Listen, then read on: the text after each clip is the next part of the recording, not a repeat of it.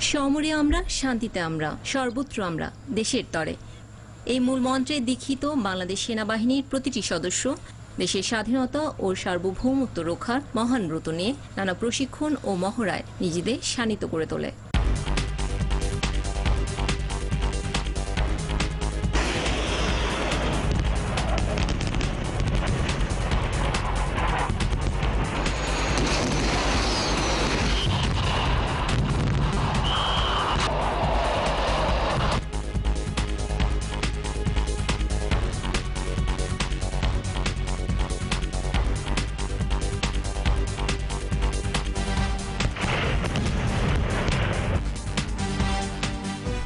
অগ্রাভিযানরত সেনাদল assault river crossing অপারেশনের মাধ্যমে পানি বাধা অতিক্রম করে শত্রুর প্রতিরক্ষায় নিয়োজিত শত্রুকে পিছু হটিয়ে ব্রিজহেড বা বিশেষ শত্রুমুক্ত এলাকা প্রতিষ্ঠা করে, যেখান থেকে পরবর্তী অভিযানসমূহ পরিচালিত হয়।